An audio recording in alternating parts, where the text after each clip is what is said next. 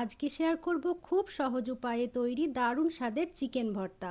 অল্প কিছু উপকরণেই এই রেসিপির স্বাদ হবে এক্কেবারে রেস্টুরেন্টের মতো। তাহলে চলুন ধাপে ধাপে পুরো রেসিপিটা দেখে নিই। সবার প্রথমে আমি কড়াইয়ে 3-4 কাপ জল দিয়ে তাতে তেজপাতা আর গোটা গরম মশলা দিয়ে জল গরম করতে দেব। জলে 1 চামচ নুন দিয়ে দেব। তারপর একে একে চিকেনগুলো দিয়ে ঢাকা দিয়ে মিডিয়াম আঁচে চিকেন সিদ্ধ করতে দেব। আমি এখানে চিকেনের পিসগুলো বেশিরভাগই বোনলেস নিয়েছি, চিকেনটা উইথ বোনও নেওয়া যেতে পারে। সিদ্ধ হয়ে গেলে চিকেনগুলো জল থেকে তুলে একটু ঠান্ডা করে নেব। আমি কিন্তু চিকেন স্টকটা মানে চিকেন সিদ্ধের জলটা ফেলে দেব না, পরবর্তী পর্যায়ে একটু একটু করে ব্যবহার করব।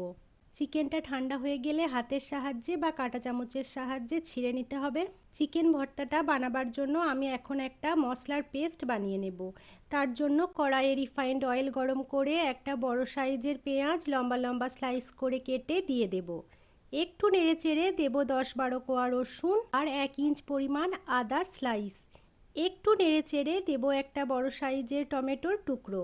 মিডিয়াম আঁচে মিনিট 2 একটু নেড়ে চেড়ে নামিয়ে একটু ঠান্ডা করে মিক্সিতে বেশ একটা স্মুথ পেস্ট বানিয়ে নেব।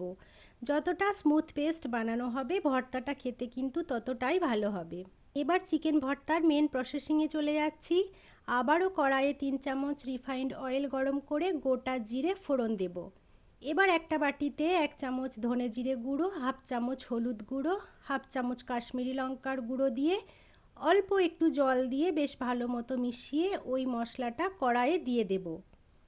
একটু নেড়ে চেড়ে পেঁয়াজ আদা রসুনের মিশ্রণটা দিয়ে দেব। মিক্সির বাটিতে অনেকটাই মশলা লেগেছিল, চিকেন স্টকটা দিয়ে বাটির গায়ে লেগে থাকা মশলাটা ধুয়ে দিয়ে দিলাম। এবার মশলাটা বেশ ভালো করে কষিয়ে নেব। কষানোর মাঝে স্বাদ মতো নুন চিনি যোগ করব।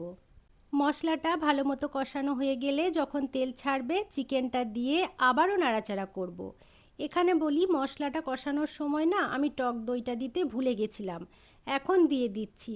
3 চামচ টক দই ভালো করে ফেটিয়ে চিকেন আর মশলার সাথে অ্যাড করে আবারও কষতে থাকবো। নাড়াচাড়া করতে করতে কড়াইয়ের তলটা যখন একটু শুকনো শুকনো হয়ে আসবে আবারও একটু করে চিকেন স্টক দেব, যাতে ভর্তাটা একটু থকথকে টাইপ হয়।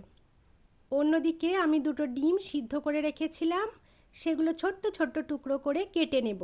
ডিম 2টো টুকরো করা হয়ে গেলে ডিমের টুকরোগুলো চিকেনের সাথে দিয়ে দেব আর বেশ কিছুটা পরিমাণ ফ্রেশ ক্রিম।